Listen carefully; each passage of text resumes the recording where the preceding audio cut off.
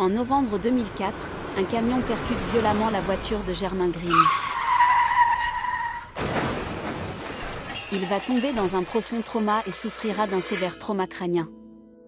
Son père Joël et sa mère Edna sont appelés et se rendent immédiatement à l'hôpital pour voir leur fils. C'était tellement triste de le voir dans le coma et surtout de ne pas savoir s'il va s'en sortir ou non. Je me suis dit, mon Dieu, vous m'avez affirmé qu'il sera un pasteur et qu'il a un travail à accomplir. Je ne sais pas exactement ce que vous voulez qu'il fasse, mais s'il vous plaît, mon Dieu, faites que tout se passe bien. La moitié du corps de Germain était paralysé. Les parents de Germain priaient avec tous les membres de la communauté de l'Église pour qu'un miracle s'opère sur leur fils. Un jour, nous étions en train de prier et j'ouvre les yeux et je vois que la main gauche de Germain se met à se lever. Il faisait ça. Mais ce qui était extraordinaire, c'est qu'il ne savait pas qu'il le faisait, c'est Dieu qui levait sa main pour lui. C'était Dieu qui opérait le miracle. Le lendemain, Germain se lève de son lit et commence à marcher. Je commence à marcher dans ma chambre et je prie Dieu car il m'a guéri. Les larmes coulent sur mon visage, je n'arrive pas à croire que Dieu m'ait béni en m'offrant un miracle.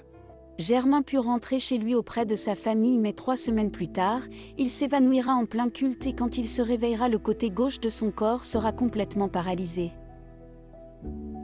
Je me suis dit que Dieu n'était plus avec moi, je me sentais abandonné. Pourquoi me guérir?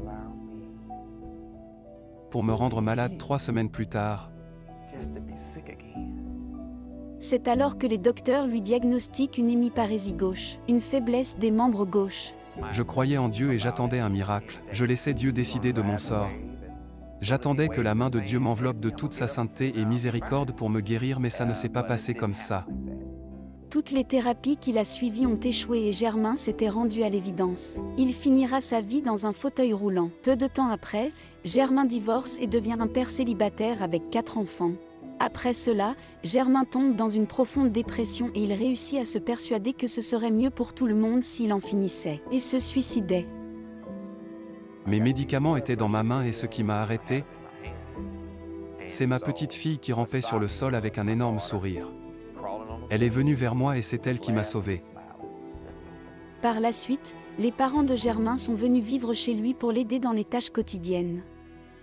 Peu de temps après, Germain a eu une révélation, peu importe ce qui lui arrive, il va dédier sa vie à Dieu.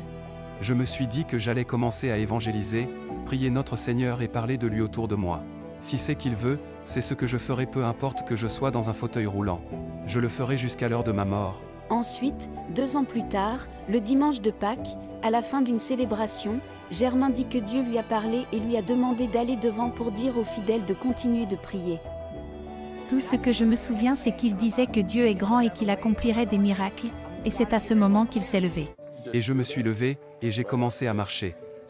C'était un miracle. Ce que j'ai vu était merveilleux, il n'était pas en train de marcher, il était en train de glisser en traversant l'allée de l'église. C'est ce qu'il faisait. Il glissait tout au long de l'allée. Ça a pris un moment pour Germain de réaliser qu'il était guéri. Mais j'avais pas encore vraiment réalisé ce qui se passait. Je ne savais pas que j'étais debout jusqu'au moment où j'ai vu mon fauteuil roulant vide.